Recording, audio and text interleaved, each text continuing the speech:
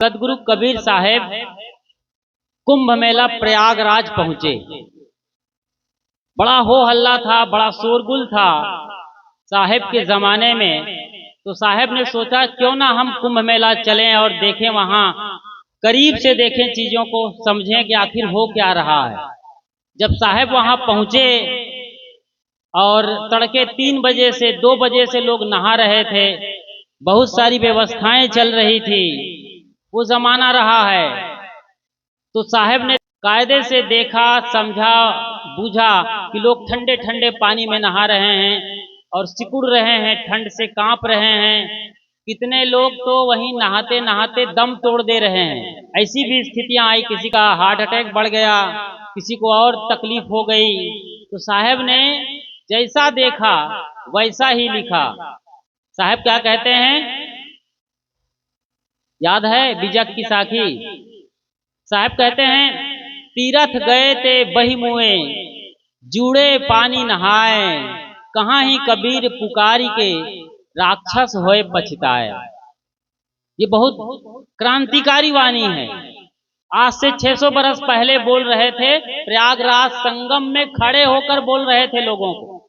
वो देख रहे थे नजारा सारा कुछ, क्योंकि सदगुरु कबीर साहेब सत्य को देखते थे, सत्य को जानते थे और सत्य को ही कहते थे।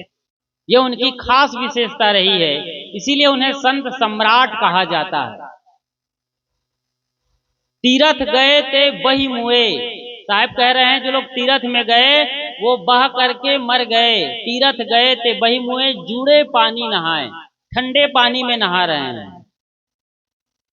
कहाँ ही कबीर पुकार के, साहब चिल्लाकर बुलंद आवाज में लोगों को संबोधित करते हुए कहते हैं, राक्षस होए पछताए।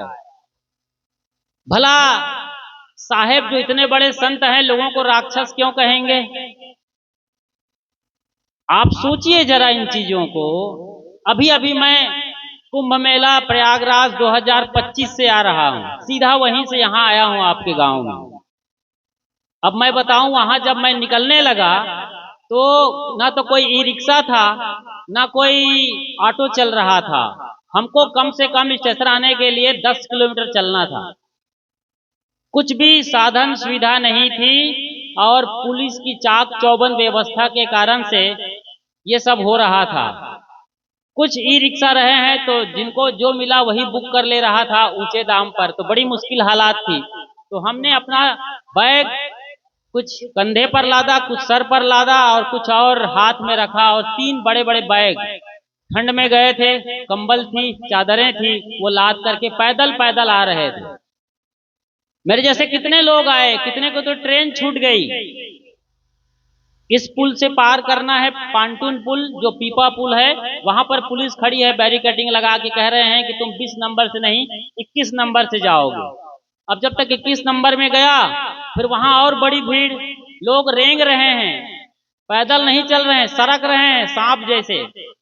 ये रेंगना हो गया। आपकी भाषा में तो रेंगना मतलब पैदल चलना ही होता है, लेकिन एकदम जैसे सांप जैसे चलता है ना, फिसलते हुए लोग इस तरीके से चल रहे हैं समझो।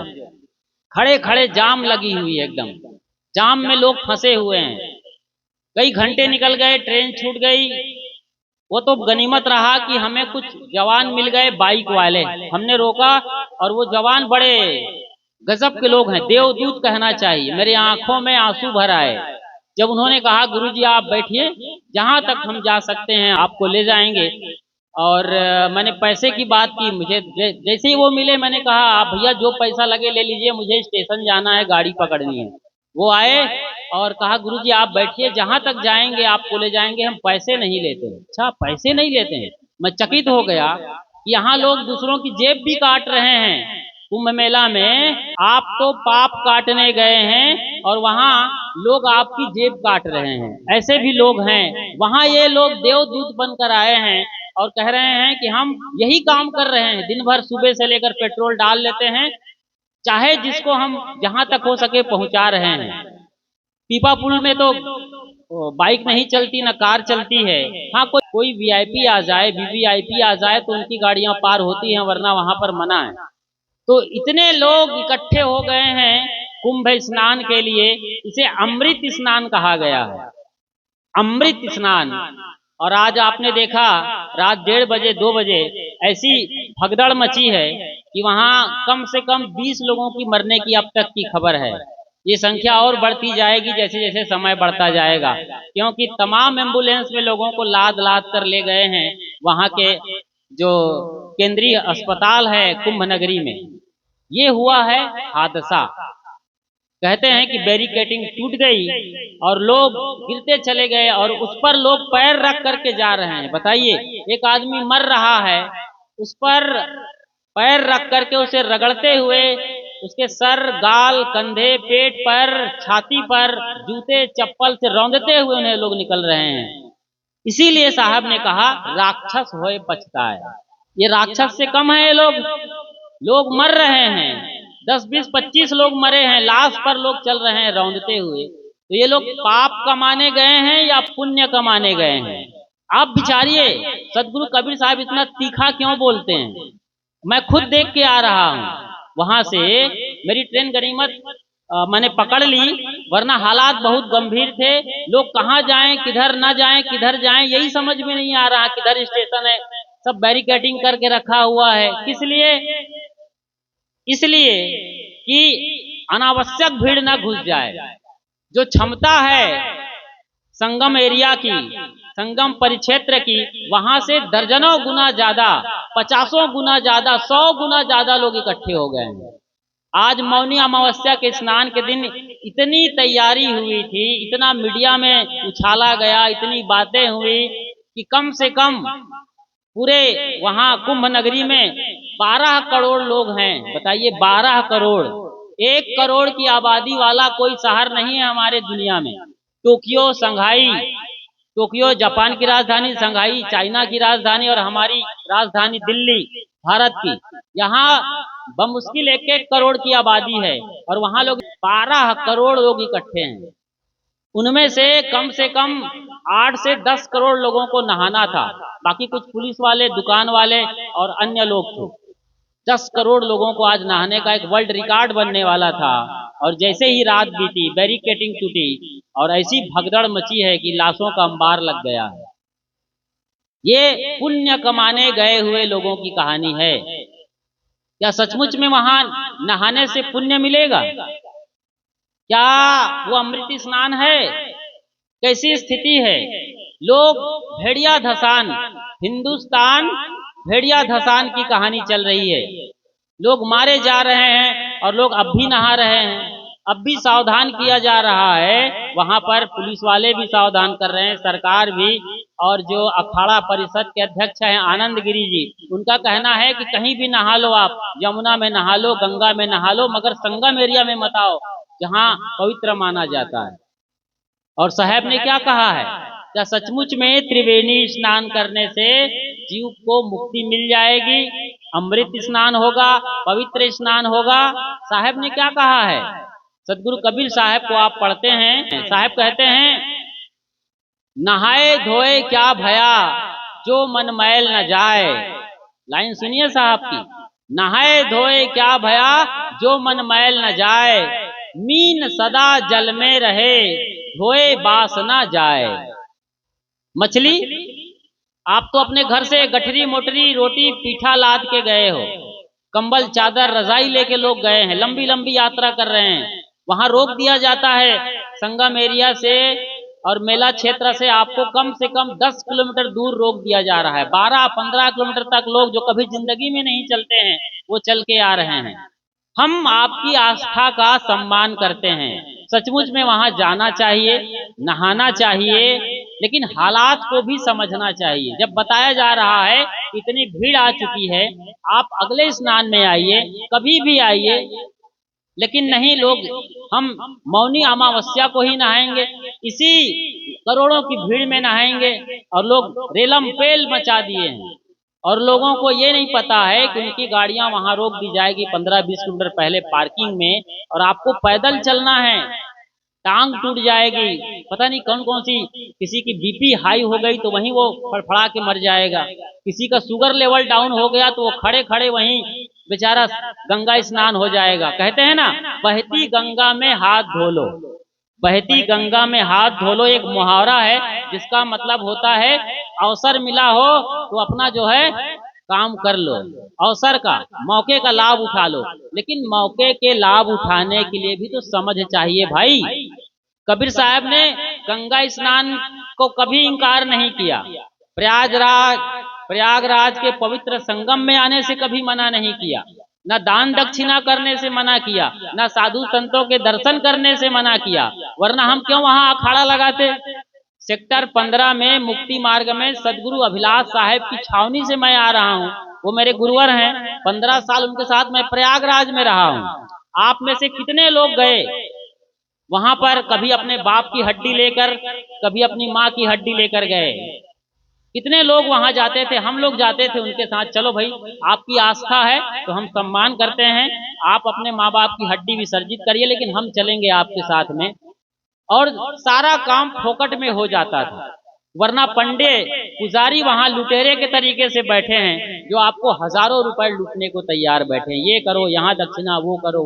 भाई उचित पैसा लो, समझ में आता है, लोग चल के आए हैं, माँ बाप गुजर गए हैं, दुखियारा जीव है, उचित मुनाफा उचित पैसा लो, समझ। लेकिन नहीं, पता चला दूर से आए हैं, यहाँ के नहीं हैं, चालाक लोग नहीं है यूपी बिहार के, तो और लूट रहे हैं उनको।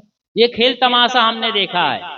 तो हम वहां गए हैं, लेकिन आज तक कभी नहाए नहीं है, गंगा में कभी नहीं नहाया। एक बार मैं हरिद्वार के कुंभ में नहाया था, शायद ये 98 का साल रहा है। 1998 में जब कुंभ लगा था तो वहां बड़ी भीड़ थी, तो हम अपने कैंप में बिना बताए निकल गए कि चलो हम भी नहा के आते हैं, क्या अनुभव होता है, किस तरीके से अनुभव होता है। तो एक आदमी मिल गया हमारा, कोई दूर का कबीरपंथी भक्त, तो मैंने कहा ये मेरे कपड़े संभालिए, और हमने एक लंगोटी और एक पटका लगाए, मतलब तौलिया, और सीधे छलांग लगा दिए। वो नहाने में तो अच्छा लगता है, साफ पानी है हरिद्वार का, सुंदर सा, नहाए, गोता लगाए, डुबकी लगाए, कि किस तरीके से लोगों को फीलिंग आ रही है। चलिए, ये भी गंगा स्नान हम कर लिए हैं, लेकिन गंगा स्नान मात्र से कोई मुक्ति हो जाए, कोई सारे पाप धुल जाएं, ऐसा कोई संभव है? भाई नहाने से मन का मैल कैसे धुलेगा? तन का मैल एक बार धुल सकता है, वो भी आजकल गंगा जी को लोगों ने गंदा जी कर दिया है। और लोगों ने कौन? हम लोगों ने गंदा किया है। पूरे जो शहर हैं, दिल्ली, आगरा, मथुरा, प्रयागराज के जो सीवर लाइन है, गटर लाइन, गंदा से गंदा जो टट्टी पानी, पेशाब का पानी जो जाता है, वो वहीं छोड़ा जाता है। वो तो गनीमत है कि अब जाकर के फिल्टर सेंटर बनाया है मुहाने पर, जहां वो गंदा पानी गिरता है, तो कुछ गनीमत है पिछले कुछ सालों से, वरना सारा गटर का पानी वहां जा रहा था। कानपुर जैसे बड़े बड़े शहरों का वो चमड़ा कारखाने का गंदा से गंदा जहरीला पानी वहां जा रहा था। तो गंगा जी को हमने गंदा जी कर डाला था। अब तो किसी डैम से पानी छोड़ा है और पानी बहुत साफ सुथरा है, इस बार बहुत सुंदर, बहुत तेज धारा बह रही है। गंगा जी जो झूसी के इलाके से, जहां पर हमारा 15 नंबर का सेक्टर का कैंप लगा है, उधर से गंगा जी जा रही है, और उधर मथुरा के रास्ते से, दिल्ली के रास्ते से, आगरा के रास्ते से, मतलब किला के एरिया से, जो अकबर ने किला बनाया है, यमुना आ रही है, दोनों संगम में मिल रहे हैं, और आगे की यात्रा हो रही है गंगा की, गंगा सागर के लिए, बंगाल की खाड़ी में गिरने के लिए। ये सब सही है, कोई चीज गलत नहीं है। साहेब जो विरोध करते हुए नजर आते हैं, सदगुरु कबीर साहेब जो इतना तीखा बोलते हैं, प्रहार करते हैं, कबीर खड़ा बाजार में लिया लुआठा हाथ, जो घर फूके आपना चले हमारे साथ। तो ये घर फूकने की बात क्यों करते हैं? मसाल लिए क्यों खड़े हैं? जो धर्म के नाम पर पाखंड चल रहे हैं, आप समझिए इन चीजों को। कबीर पंथी हो तो समझदार होंगे, ऐसा उम्मीद करता हूं। यदि आप राधा स्वामी वाले हैं, गायत्री परिवार वाले हैं, ओम शांति मिशन वाले होंगे, और भी किसी परंपरा मत मजहब के होंगे, कोई बात नहीं, आप पहले, सबसे पहले आप आदमी हैं, और आदमी के पास सबसे बड़ी ताकत है समझने की। तो साहब जो इतना खुलकर विरोध करते हुए मालूम पड़ते हैं, आस्था पर चोट और प्रहार करते मालूम पड़ते हैं, ऐसा कुछ नहीं है। सनातन धर्म की जब बात करेंगे ना तो सबसे बड़े सनातनी कबीर साहब हैं। सनातन क्या है? सनातन एक ऐसी परंपरा है जो सतत चल रही है और जिसमें शुरू में सत्य है, बीच में सत्य है और आखिरी में ही सत्य है। सत्य ही सत्य जिसमें समाया है, सदियों से चल रही वो परंपरा का नाम सनातन है। तो सदगुरु कबीर साहब पक्के सनातनी हैं, फिर आपका विरोध क्यों करेंगे? मगर जब धर्म में, सनातन धर्म में, सत्य में झूठ का बोलबाला हो जाता है, फरेब आगे आ जाता है, अत्याचार आगे आ जाता है, धर्म के नाम पर कर्म कांड हावी हो जाता है, ढोंग ढकोसलों का बोलबाला हो जाता है, ढोंगी बाबाओं का साम्राज्य चलने लगता है, तब सदगुरु कबीर साहब फिर बर्दाश्त नहीं करते हैं और वो इंकलाब करते हैं। सदा से किए हैं, जहां उनकी वाणी पढ़ लीजिए, सब जगह वो यही बोले हैं। और आज जो भगदड़ हुई है, इसके पीछे भी यही कहानी है। लोग थोड़ा समझदार होते, बसंत पंचमी में आते, कोई क्या फर्क पड़ता है, पानी तो पानी है, गंगा वहीं हिमालय की चोटी से गंगोत्री से निकल कर आ रही है, जड़ी बूटियों से लैस होकर आती है, सल्फर और गंधक जैसी चीजें मिली हैं, इसलिए वो खराब नहीं होती है, वो पानी सदा है। अभी इसी दिन नहाना कोई जरूरी नहीं है, ठीक है। 144 साल बाद ग्रह नक्षत्रों का अच्छा संयोग बना हुआ है, कहते हैं कि इस दौरान संगम का पानी एकदम चार्ज हो जाता है, पतित पावनी हो जाता है, ठीक है भाई। लेकिन आपके भीतर मैल हो तो, आपके भीतर मन में विकार हो तो डुबकी पर डुबकी लगाइए, क्या फर्क पड़ने वाला है? नहाए धोए क्या भया, जो मन मैल न जाए, मीन सदा जल में रहे, धोए बास न जाए। इतनी डंके की चोट पर साहब एक अनपढ़ गंवार कहे जाने वाला आदमी भी समझ सकता है इनकी बातों को। एकदम आखिरी आदमी देश का, बिल्कुल अनपढ़ है, कुछ भी नहीं जानता है, लेकिन भाषा समझ रहा है, उनकी भाषा में उनको समझा दिया जाए तो बात बिल्कुल साफ सुथरी है। पाप धुल जाएंगे, वाह भाई वाह, इतना सस्ता नुस्खा। आज जो घटना घटी है ना, उसके पीछे सबसे बड़ा कारण है फोकट में या सस्ते में कल्याण हो जाना, सस्ते में पाप धुल जाना। इतना सस्ता बना लिया गया है लोगों ने धर्म को कि क्या कहना और क्या बताना है। इतना सस्ता नहीं है धर्म। चलिए मैं एक छोटी सी बात बताता हूं, आपकी गांव की बात करें। ये घटनाएं रोज हो रही है, शहरों में ज्यादा होती है। किसी एक बच्ची है, कोई नाबालिग है, और उसके साथ बलात्कार हो जाता है। अब सोचिए जरा उस बच्ची के मन में क्या बीत रही होगी। वो जानती है, आजकल बच्चे जानते हैं सब चीजों को, वो जान रही है कि मेरे साथ बहुत गलत हुआ है। उनके घर वालों का रो रो करके बुरा हाल है, लोग तरह तरह की ताने मार रहे हैं, दुख भी मना रहे हैं, सहानुभूति भी प्रकट कर रहे हैं, थूकने वाले थूक भी रहे हैं। जो उस परिवार से जलते हुए लोग रहे हैं, जो उनको पसंद नहीं करते थे उनके घर परिवार को, लोग मजा मार रहे हैं कि अच्छा हुआ, ये हुआ, वो हुआ। तो मतलब क्या हालात है उस घर में। और जो बलात्कारी है वो चला गया प्रयागराज पवित्र संगम में, त्रिवेणी संगम में डुबकी लगाने के लिए, और भगवान से प्रार्थना कर रहा है, हे प्रभु मेरे पापों को माफ कर दो। अब सोचिए क्या होगा। क्या कोई भगवान उनके पापों को माफ कर सकता है? क्या भगवान को पाप माफ करना चाहिए? इधर इसकी जान जा रही है, बच्ची मर भी सकती है उस रेप केस से, रेप कांड से, जो बलात्कार हुआ है। बहुत गंभीर स्थितियां होती हैं, ये सब आप न्यूज चैनल पर, अखबारों में जानते हैं, समझते हैं, पढ़ते हैं, देखते हैं, बताने की जरूरत नहीं है। और वो पापी वहां जाकर के या मंदिर में जाकर या गंगा स्नान करके पाप धोना चाहता है। क्या ऐसे लोग वहां नहीं गए हैं जो सालों साल से पाप कर रहे हैं? अधिकतम लोग वही जाते हैं जो पाप कर रहे होते हैं। बाकी लोग तो अपने घर में नहा करके गंगा मैया की जय बुला करके मुक्ति का लाभ ले रहे हैं, क्योंकि उनका मन साफ सुथरा है और बड़े आराम से वो जी रहे हैं अपने घरों में। तो पाप टालने के लिए, पाप से मुक्त होने के लिए हमने भगवान को भी घूसखोर बना दिया है।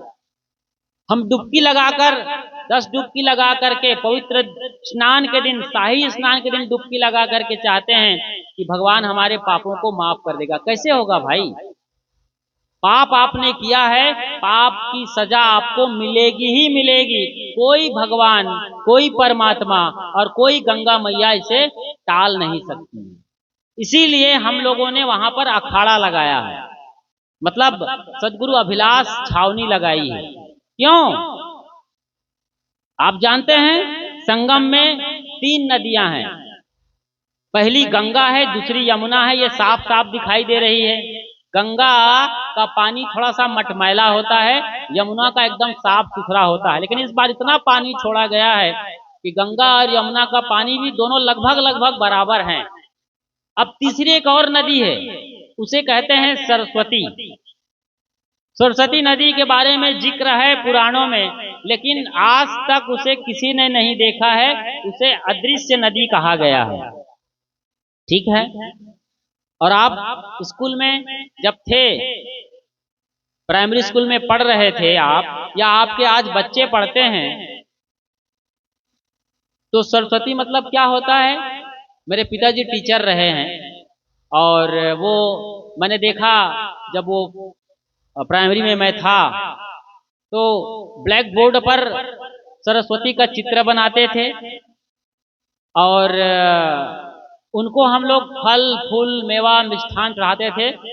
सरस्वती जयंती के दिन पूजा करते थे, वरदे वीणा वादनी का गीत गाते थे, उनकी प्रार्थना करते थे। सरस्वती को कहा जाता है विद्या की देवी। विद्या मतलब ज्ञान, और ज्ञान का मतलब क्या होता है? ज्ञान कहाँ से आता है? ज्ञान आता है सत्संग से। तो पवित्र नदी के नाम पर गंगा और यमुना को सब देख रहे हैं, उन पर नहा रहे हैं, गंगा में नहा रहे हैं, यमुना में नहा रहे हैं, लेकिन सरस्वती दिखाई नहीं दे रही है। ये न तो कोई ये जानना चाहता है कि सरस्वती क्या है और सरस्वती में डुबकी कैसे लगाएं, ये भी कोई समझना नहीं चाहता है। इसीलिए कबीर पंथियों ने वहां पर कैंप लगाया हुआ है। एक कबीर नगर बसाया गया है सेक्टर 15 में, 50 एकड़ में फैला है और कम से कम 50 अलग अलग आश्रमों की, मठों की, मंदिरों की वहां पर छावनियां लगी हुई हैं।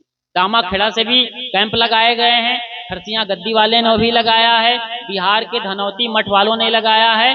ऐसे ही तमाम अखाड़ों ने कबीर पंथ की वहां पर छावनी लगाई है और वहां पर पूरा दिन भर 3 मीटिंग कम से कम सरस्वती माता की वाणी बह रही है, विद्या बह रही है। वरदे वीणा वादनी की वो वीणा से झंकृत होकर के ज्ञान की अविरल धारा बह रही है। उसमें जो नहा रहे हैं वो नहा नहा के निहाल हो रहे हैं। आज मैंने सुबह फोन लगाया वहां अपने कैंप में अपने साथी करमचंद साहब को, भाई क्या हाल चाल है, क्या हमारे कैंप से भी लोगों के खतरे में होने की खबर आई है? कहा साहब कुछ भी नहीं, हमारे यहाँ हमारे लोग सुरक्षित हैं और हमारे आश्रम में तो वहाँ छावनी जहाँ लगी है गंगा नदी में, गंगा नदी में छावनी लगाई गई है टेंट और रावटी का। और उस नदी में जहां पर अभी जमीन दिखाई दे रही है, कम से कम 15 से 25 फुट तक पानी बहता है जहां हम लोगों ने कैंप लगाया है। मेरा एक चैनल है खुशहाल जिंदगी टीवी, इसमें आप लोगों ने देखा भी होगा, काफी लोगों ने देखा है, रिस्पॉन्ड किया है, कमेंट्स किया है। तो नदी में हम लोग कैंप लगाए हैं जिस पर 25 फुट पानी बहता है। अभी नदी सूखी है, धारा अलग और है।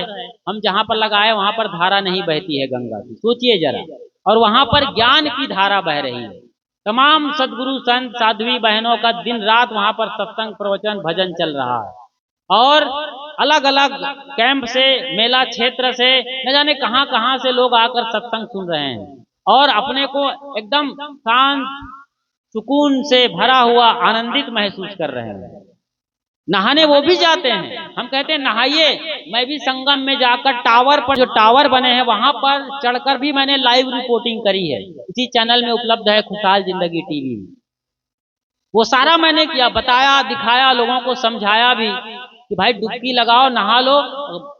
नहाने से कभी मैंने रोका नहीं, किसी को कुछ भी नहीं बोला। आप कभी मेरी वीडियो में आपने देखा होगा, एक माँ है जो अपनी बहू को स्नान करा रही है। माँ साड़ी ब्लाउज में है उसकी बहू जो है सलवार सूट में आती है संतरे कलर की, और एक दिया जलाती है माँ और बहू मिल करके। मैंने उसको पूरा रिकॉर्ड किया है तरीके से। देखो किस तरीके से आस्था आगे बढ़ती है, परंपरा आगे जाती है, और कैसे एक पीढ़ी दूसरे पीढ़ी को ये परंपरा सौंपती है। दिया जलाया, फिर वो तमाम कुमकुम चंदन सिंदूर लगाया उन्होंने, और पूजा करी गंगा मैया की।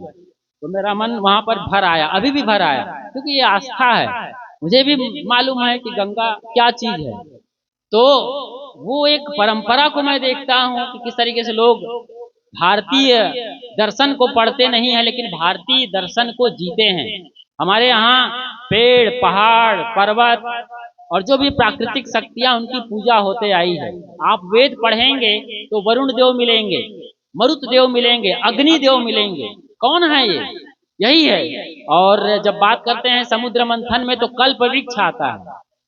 कल्प वृक्ष को तो आपने देखा नहीं है, कहीं उसका इतिहास भी पता नहीं चलेगा, लेकिन आपके घर में कल्प वृक्ष होना चाहिए, आपके गांव में होना चाहिए। शायद आगे वो कल्प वृक्ष दिख रहा है, वो पीपल का पेड़ है मान लो, तो वो कल्प वृक्ष है। 24 घंटे ऑक्सीजन दे रहा है। आप जिंदा रहेंगे ऑक्सीजन से, तभी तो कुछ मांगेंगे, कुछ करेंगे अपने लिए, देश के लिए, समाज के लिए। आप जिंदा नहीं रहेंगे तो कौन क्या करेगा? आप जीवित हो क्यों? क्योंकि आपके गांव में बरगद का पेड़ है, आपके गांव में पीपल का पेड़ है, इसकी पूजा होनी चाहिए। इस पर आप धागा लपेटते हैं। धागा लपेटना अच्छी चीज है, लेकिन असली चीज है उसके पीछे के सत्य को समझो, कि वो ऑक्सीजन देता है, जीवन दायिनी प्राणवायु। अभी आपने कोरोना में देखा कि कितने लोगों को सिलेंडर नहीं मिलने से बेचारे पानी के तरीके से पैसा बहाए लाखों रुपए, लेकिन सिलेंडर नहीं मिलने से या कम ऑक्सीजन मिलने से उसके सामने ही दम तोड़ दिया आदमी ने। लोगों ने हाथ पकड़ा है अपने लोगों का, और वो फिसलते चले गए मौत के मुंह में। कितनी पीड़ा हुई होगी। ऑक्सीजन समझते हैं, जिंदगी समझ में आ रही है, इसीलिए इस पूरी सृष्टि की पूजा होना चाहिए। ये है सच्चाई। इस भांति आप जाते हो, इस भांति आप नहाते हो, समझ कर बूझ करके। ऐसा नहीं कि आप डुबकी मारो 3-4 डुबकी और आपके सारे पाप धुल जाएं, ऐसा नहीं होता भाई। तन में पाप नहीं है, मन में पाप है। जब भी आपने पाप किया है तो मन के सहारे किया है। जो भी कचरा है, विकार है, वो मन में समाया हुआ है। तन को रगड़ रगड़ के धोने से क्या होगा? साहब कह रहे हैं ना, मीन सदा जल में रहे, धोए बास ना जाए। मीन की खाल से शरीर से ना बदबू आती है कि मछली के मन से आती है बदबू? बदबू उसके तन से आ रहा है, उसी में वो उसकी नियति है, वो कुदरत का खेल है, उसमें मछली का कोई दोष नहीं है। लेकिन हमारे मन के पाप हैं, हमारे मन के मैल हैं, बदबू इसकी आती है। हम में से कोई भी जब भी गलत करेगा, नियम कानून को तोड़ेगा, धर्म संस्कृति को तोड़ेगा, तो हर आदमी उसके खिलाफ बोलेगा कि कैसा आदमी है ये, ऐसा गंदा काम कर दिया, ऐसा पाप कर्म कर दिया, ऐसा घिनौना काम कर दिया। सब उस पर थू थू करेंगे, थूकेंगे उस पर। बात सही है। तो मन को हमें धोना है, मन को मांजना है, इसलिए ये सत्संग का आयोजन किया गया है। कबीर साहब कितना व्यथित हुए होंगे इन नज़ारों को देखकर। यदि आज मैं होता मौनी अमावस्या के दिन वहां पर, तो मैं जरूर वहां पर गया होता लाइव रिपोर्टिंग करने के लिए। लोग मुझे जानते हैं, मैं लाइव रिपोर्टिंग करता रहता हूं। आप चैनल देखिएगा हमारा खुशहाल जिंदगी टीवी, तो वहां दुनिया भर के स्थानों की लाइव रिपोर्टिंग किया है मैंने। अच्छा लगता है मुझे, मेरा शौक है, पैशन है। सत्संग भी करते हैं, क्रांतिकारी सत्संग भी सुनाते हैं, लेकिन लाइव रिपोर्टिंग जा जा करके नज़ारों को दिखाना, वो मैं समझता हूँ, मुझे अच्छा लगता है। कबीरबड़ जो भरूच में है, गुजरात के अंदर नर्मदा नदी के किनारे, वहां का भी मैंने लाइव रिपोर्टिंग किया है। अभी पिछले 2 साल पहले खरसिया में जो अंतर्राष्ट्रीय सम्मेलन हुआ था, वहां का भी मैंने लाइव रिपोर्टिंग किया था। ये एक शौक है। यदि मैं वहां गया होता और दुर्भाग्य से उसी भगदड़ की चपेट में मैं आ गया होता, तो मैं भी मारा गया होता। क्या कबीर साहब मुझे माफ करते? क्या सदगुरु अभिलाष साहब मुझे कोई जीवन दान देते? क्या मुझे कोई वहां पर अमृत पिलाने वाला आता? कि ये साधु बड़ा अच्छा काम कर रहा था, देश दुनिया में घूम घूम करके लाइव रिपोर्टिंग करके ज्ञान और सत्संग बांट रहा था, इसको जिंदा रहना चाहिए। ऐसा हो सकता था? नहीं, मैं भी वहीं पर मारा गया होता, मेरी भी लाश आई होती और खबर मिल रही होती आज। और जिनके साथ ये हादसा हुआ है, लोग बोल रहे हैं कि मेरी माँ, एक लड़की बोल रही है कि मेरी माँ गिर गई है, मैं चिल्ला रही हूँ कि मेरी माँ गिर गई है, उस पर मत चलो, उसके लोग उस पर चल रहे हैं, पीठ पर चल रहे हैं, जूते चप्पल के साथ चल रहे, वो चिल्ला रही है, कोई सुनने वाला नहीं है। कहते हैं ना, भीड़ की कोई आत्मा नहीं होती है, आत्मा एक आदमी की होती है, और भीड़ भेड़िया धसान है। एक भेड़ जब गड्ढे में गिरती है तो सारी भेड़ उस पर गिरती चली जाती हैं, वो मरे चाहे गिरे, टूटे फाटे जो हो जाए, जो भी हो जाए उनके साथ, टांग टूटे चाहे मर जाएं, लेकिन अब उसका लीडर चला गया है, वो उनको फॉलो करती हैं, और एक भेड़ के गिरने से सारे भेड़ गड्ढे में गिरती हैं। इसको बोलते हैं भेड़िया धसान। तो हमारा देश भी भेड़िया धसान के तरीके से आज ये हुआ है, वरना क्या जरूरत थी। मैं परसों निकला था, परसों नहीं 26 तारीख को, तो मैंने प्रयागराज जंक्शन में आकर, और उसके पहले प्रयाग जंक्शन में, दोनों जगह 2 स्टेशन है वहां पर, प्रयाग जंक्शन संगम किनारे है, 5-7 किलोमीटर दूर है, और प्रयागराज जंक्शन 10 से 12 किलोमीटर दूर है संगम से। दोनों जगह पर वीडियो बना करके तुरंत अपलोड किया मैंने कि वहां अब संगम स्नान बहुत मुश्किल है, 8 करोड़ लोग नहाने आएंगे, यहाँ चलना मुश्किल हो रहा है। मैं वहां जानता हूँ, वो आदमी बड़ी मुश्किल से निकल के आया हूँ, आप कहाँ से आओगे जानते भी नहीं है, कौन सा एरिया किधर है, कौन से पांटून पुल से, पीपा पुल से पार होना है, ऊपर से गठरी और मोटरी है। हमारी एक साध्वी बहन है लता रचना, वो बता रही थी कि उनकी साथी छूट गई, वो निकल गई, लेकिन उनके साथी कहीं भटक गए रास्ते। तो इसी गांव के आसपास की एक दसरी साहब हैं, यहीं जो सिद्धेश साहब है ना, उनके रिलेटिव हैं दसरी साहब, वो गागरा में शायद रहती हैं, वो छूट गई। सोचिए जरा, ये घटनाएं हुई हैं, और हम सोचते हैं कि बहती गंगा में हाथ धो लें। अरे भाई, बहती गंगा में हाथ धोने के लिए, मतलब फोकट में मजा मारने के लिए भी थोड़ी सी अकल तो चाहिए कि सही तरीके से कर सकें। तो कबीर साहब इतने व्यथित हुए होंगे सब नजारा देख करके, तभी कहा, तीरथ गए थे बही मुए, जूड़े पानी नहाए, कहें कबीर पुकार के, राक्षस होए पछताए। क्या वो लोग राक्षस नहीं है जो लोग गिर गए हैं उसके ऊपर चल रहे हैं? सोचिए जरा।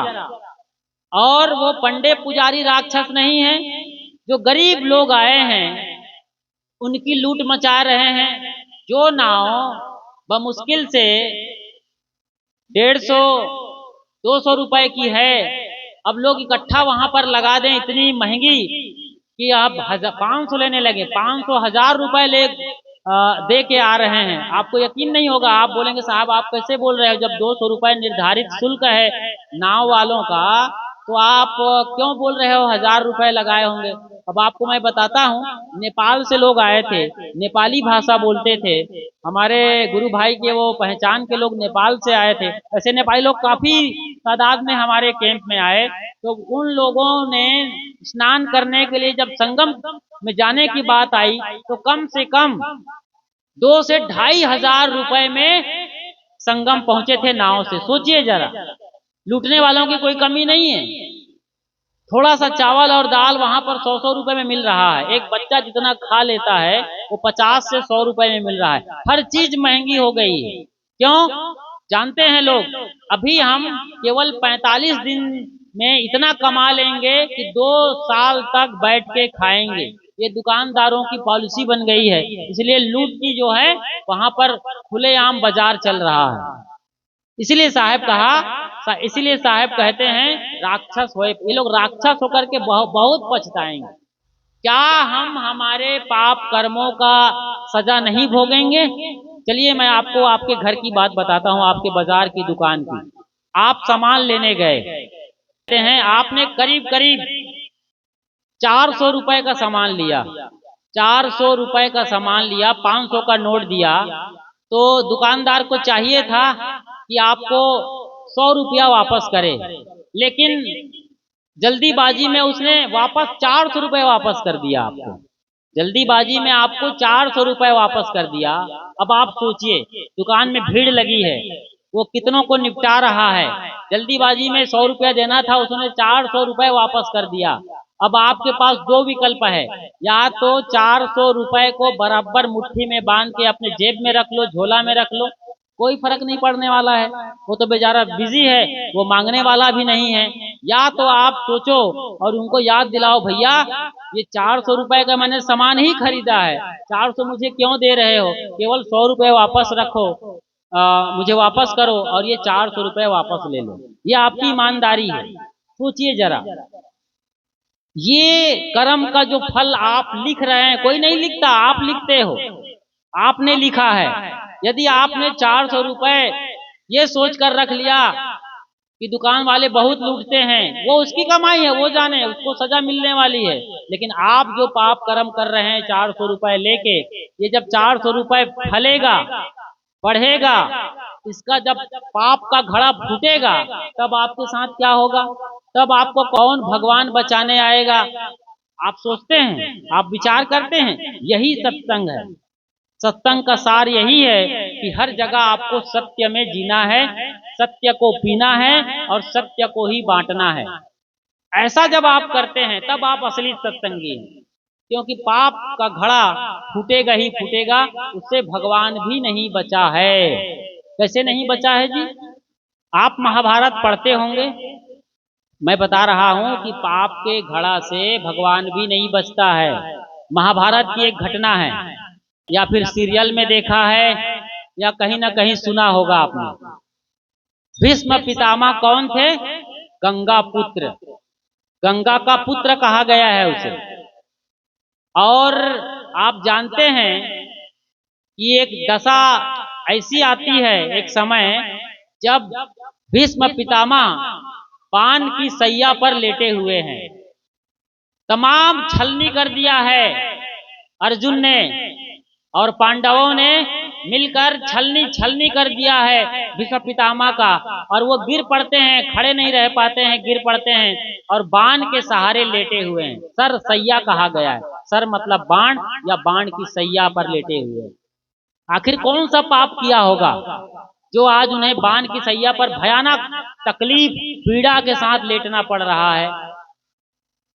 पूछा गया उनसे, तो कहानी में ये बात आती है, भीष्म कहते हैं कि मैंने पिछले 100 जन्मों का मुझे मालूम है, कम से कम मैंने कोई पाप नहीं किया है, 100 जन्म तक कोई पाप नहीं किया है। वो आदमी आज सरसैया पर बाण के, धनुष के बाण पर लेटा हुआ है, कराह रहा है, पीड़ा है, तकलीफ है, 100 जन्म तक कोई पाप नहीं किया, उसकी ये हालत है।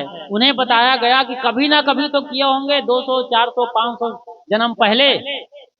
तब उन्हें याद आता है, और कोई पाप का कोई घटना है, मुझे अभी याद नहीं आ रही एग्जैक्ट कि कौन सी घटना है, क्या किया था उन्होंने, शायद किसी चिड़िया को तीर मारा था, या कोई घटना है, तीर से उस जानवर या चिड़िया जो भी रहा है उस पर बाणों से प्रहार किया था। आज यहाँ महाभारत में उसकी सजा मिल रही है। और वो आदमी कोई साधारण आदमी नहीं है, भीष्म पितामह, नाम ही है भीष्म पितामह, बड़े नाम है, बड़ा धाम है, बड़ी चर्चा है उनके, बड़ा सम्मान है महाभारत में। उनको भी अपने पाप कर्मों का हजारों साल बाद आज भुगतना पड़ रहा है। क्यों?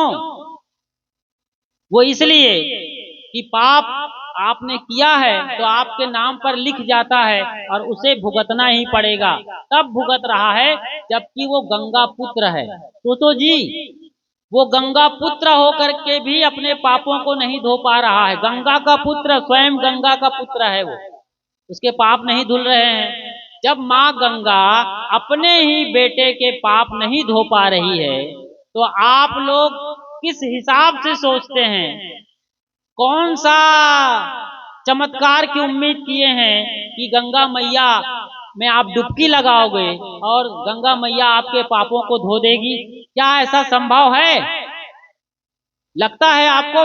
हाथ दिल पर रख के विचार करिए। जब एक माँ गंगा अपने बेटे के ही पाप नहीं धो पा रही है, तो आपके कहां से पाप धोएंगे?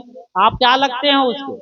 या गंगा क्या लगती है, मौसी लगती है कि नानी लगती है? क्या लगती है जी गंगा आपकी, जो पाप धो देगी? असंभव है साहब। आपन कर्म न मेटो जाई, कर्म का लिखा मिटे धौ कैसे, जो युग कोटि सिराई। ये आप अच्छी तरीके से जानते हैं कबीर साहब की बात कि आपन कर्म न मेटो जाए, अपने कर्मों का फल, अपने गुनाहों का फल हमें भुगतना ही पड़ेगा। चाहे गंगा में डुबकी लगाओ, चाहे नर्मदा में डुबकी लगाओ, गोदावरी में, या फिर और कोई यमुना जैसी पवित्र नदियों में डुबकी लगाओ। असल में इसके पीछे की कहानी ये है कि ये ठंड का जो महीना चल रहा होता है, आप जानते हैं ना, स्कूल में भी आपने सुना होगा, बच्चों को टीचर्स कहते हैं कि भाई दौड़ लगाना है, मॉर्निंग वॉक करो, दौड़ लगाओ, क्योंकि हमारा शरीर जो है ये ठंड के महीने में मजबूत होता चला जाता है, जठराग्नि तीव्र होती है। इस समय हम लड्डू खाएंगे तिल के या तीसी के, मतलब अलसी के, वो बहुत फायदेमंद होते हैं। पौष्टिक भोजन माँ कराती हैं बच्चों को और कहती बेटा जल्दी उठो, 4 बजे उठो, मुंह हाथ धो लो, फ्रेश हो जाओ और दौड़ लगाओ। सुबह की हवा लाख रुपए की दवा। तो हेल्थ के हिसाब से, शरीर स्वास्थ्य के हिसाब से, समाज में रोगों को भगाने के लिए हमारे पुरखों ने ये परंपरा इजाद की थी कि ठंड के महीने में नदियों में जाकर नहाएं तो हमारा मोक्ष हो जाएगा, मुक्ति हो जाएगी। कोई भगवान थोड़ी आएगा पुष्पक विमान लेके बैठा के ले जाएगा अपने लोक में, गोलोक, शिवलोक, ब्रह्मलोक में, या मुक्त हो जाओगे जन्म मरण के चक्र से। नहीं, ये बात नहीं थी। अरे भाई, जब बात लोग समझते नहीं हैं, जैसे आपके बच्चे हैं, जब बात नहीं मानते हैं तो कहते हो मैं टॉफी दूंगा। अरे भैया तुम ये काम कर दो, फिर मैं तुम्हें मोबाइल चलाने को दूंगा। तो मोबाइल के लालच में, टॉफी के लालच में बच्चे वो काम कर जाते हैं या बात मान लेते हैं। बस यही बात यहाँ पर गंगा में मुक्ति और मोक्ष का है कि पवित्र नदियों में ठंड के दिनों में नहाने से एक ऊर्जा का लेवल अलग लेवल का आता है। सही बात है।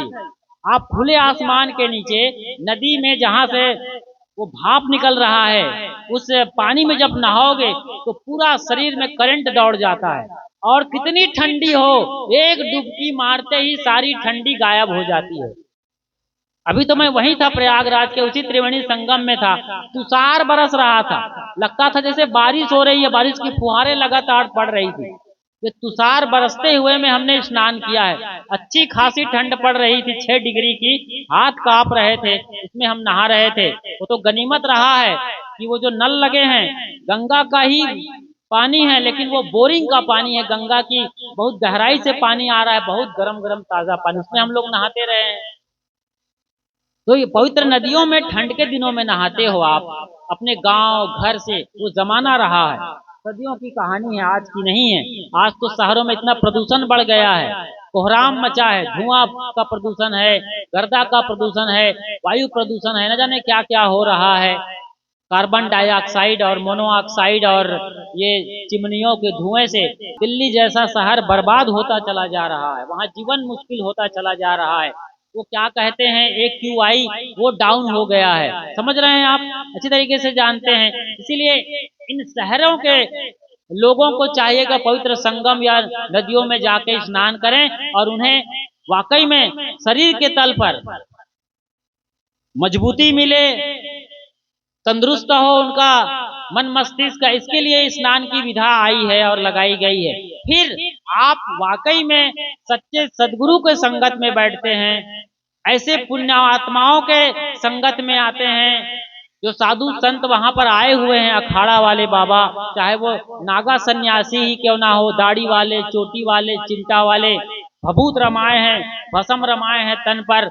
और यदि उनमें से 10-25 साधु भी वाकई में संयमी हैं, त्यागी हैं और सच्चे हैं, तो उनकी बोली से जो अमृत झरेगा, उनके आसपास जाएंगे, आभा मंडल में जो आप जाएंगे, उनके घेरे में जाएंगे आसपास, तो उनकी ऊर्जा से, उनके त्याग तपस्या के बल से जो आपको अनुभूति होगी, ये मुक्ति प्रदान करने वाली है।